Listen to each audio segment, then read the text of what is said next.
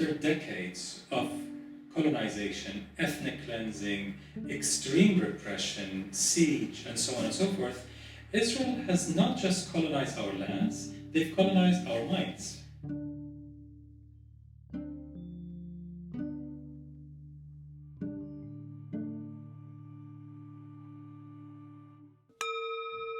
So when BDS came about in 2005, it was not just a culmination of decades of Palestinian popular resistance, it was a strong act of resistance in its own right, telling Israel that all those decades of oppression and trying to convince us that it's hopeless to resist and we should give up, all your efforts have failed. This is a movement that's supported wall to wall by Palestinian society, and it is appealing to the world to isolate you as South African apartheid was isolated.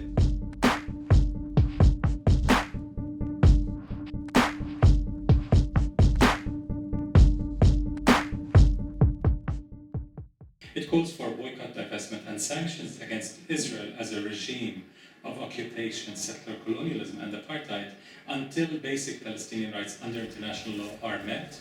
And these three basic rights are ending the occupation, ending the system of racial discrimination, and the right of return for Palestinian refugees. To achieve those, we've called for boycott, divestment, sanctions in all fields: academic, cultural, economic, military, and so on.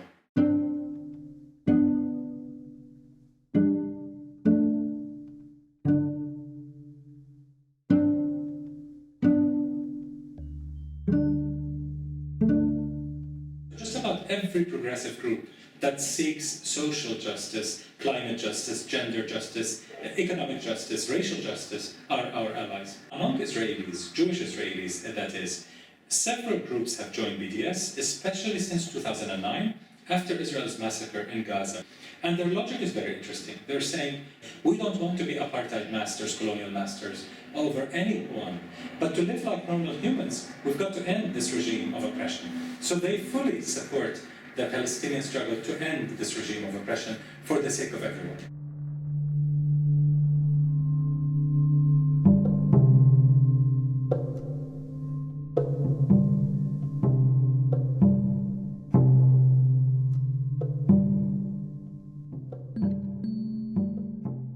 Israel's reaction to BDS is very much along the lines of Gandhi's famous statement. First, they ignore you, then they laugh at you, then they fight you, and then you win. We're in the then they fight you part.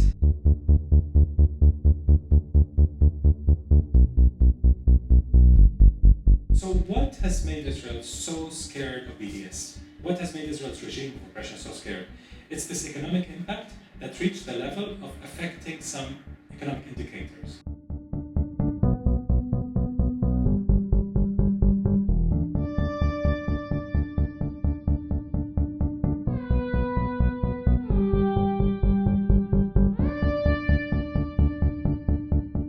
So for several years, since 2005, we've had a lot of successes in the academic and cultural and sports fields, which has revealed Israel's brand to the world as a toxic, apartheid, colonial brand. And Israel thought that this would never affect it because it's such a strong economy that's subsidized by the West, basically the US and Europe. But eventually, this academic and cultural success has led into the beginning of an economic success.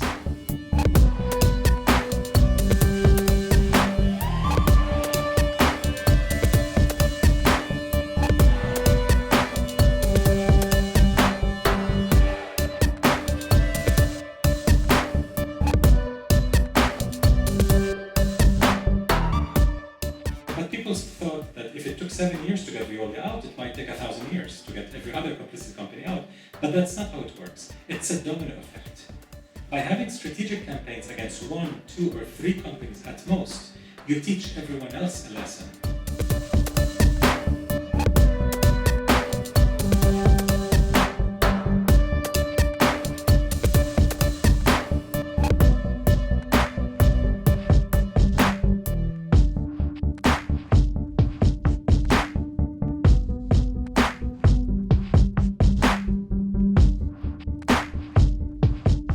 It has become a serious investment consideration for those companies to pull out of Israel's illegal projects, because otherwise they might lose revenue.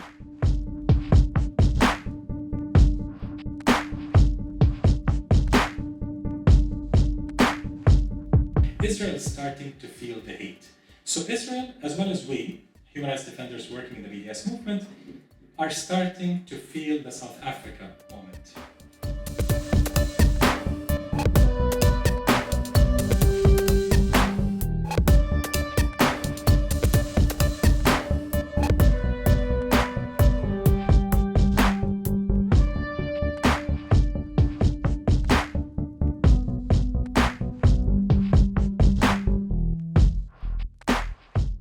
On the argument that some Israeli companies that were targeted by BDS have used, which is BDS might hurt Palestinians and so on and so forth. We don't need anyone in Europe to lecture us about our real interests.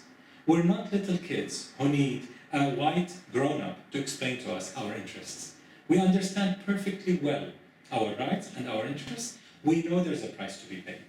Of course, there's no free resistance anywhere in the world. Never has been, never will be. Every resistance comes at a price. But BDS, being a non-violent movement that is anchored in international law, minimizes this price that Palestinians have to pay. But certainly our freedom, justice, and equality are worth the price. And that's what Palestinian society is saying.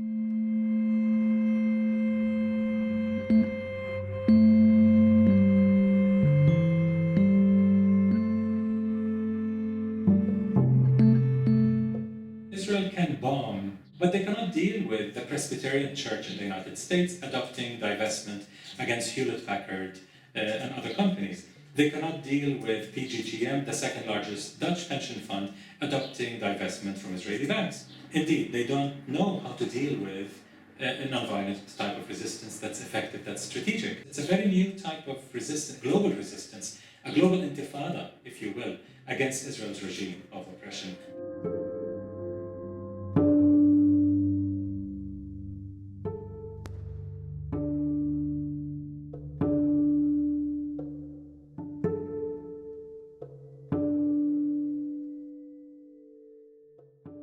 Having failed to suppress BDS, having failed to even slow down the growth of BDS, Israel is resorting to intensive, extreme bullying and intimidation. One of the main weapons Israel is using in this dirty war is smearing our human rights defenders as anti-Semites. And Israel thinks this is its most powerful weapon. But the most important point is that it's really not working, this smear at the grassroots level. Where it's working is with governments, with parliaments, this smear, because politicians, being extremely sensitive to Israeli pressures, are very sensitive to this accusation, and they freeze their rational functions, and they start reacting like in a knee-jerk type of reaction. Another point that Israel has used is that BDS, seeking end of occupation, end of apartheid, and the right of return, its real aim is the destruction of Israel. It wants to destroy Israel. So our main point is that if freedom, justice, and equality would destroy Israel, what does that say about Israel? Israel is effectively telling the world our very existence is premised on, is conditioned upon maintaining a system of apartheid and colonial rule.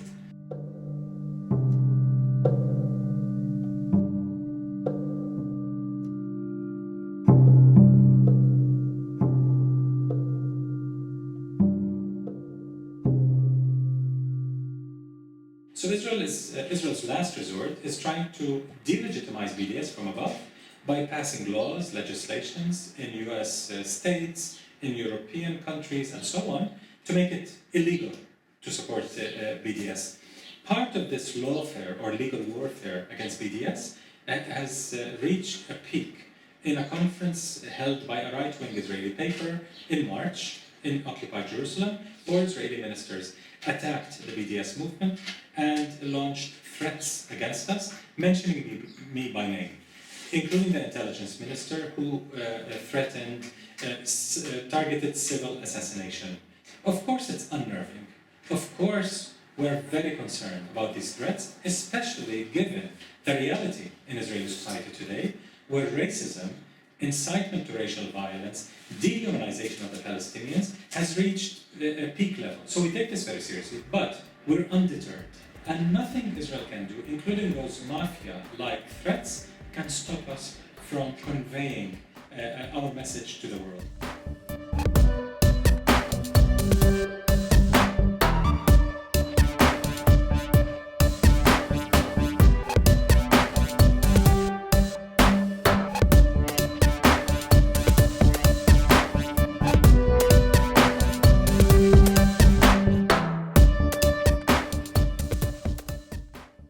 We knew we were onto something that's effective and strategic, but we had no idea that in 10 years we'll be here, where Israeli government ministers meet up in Jerusalem to develop plans spending hundreds of millions of dollars and calling us all kinds of names and trying to fight us everywhere in the world.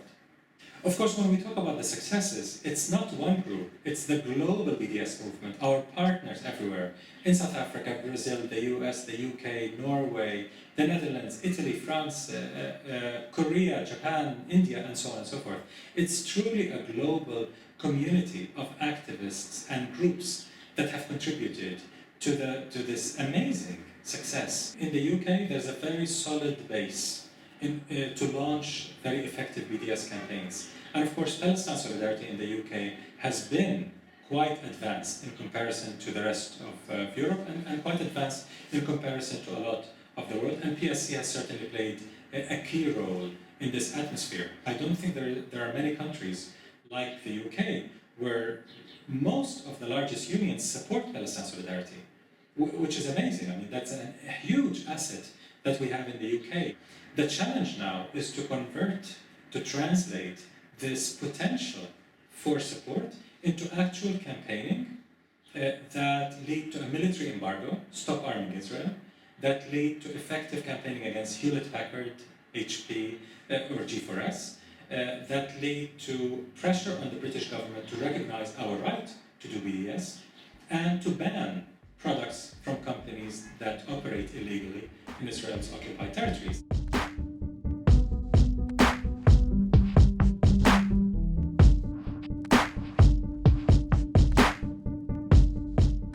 We cannot continue living without dignity, without freedom forever. We've got to do something that's different, that's effective. It's not just enough to vent out your anger, you've got to achieve your rights. So that took a lot of self-restraint and a lot of moral consistency to build this movement as a movement built on rights and built on goals and achieving those goals, not just feeling good about yourself that you've done something.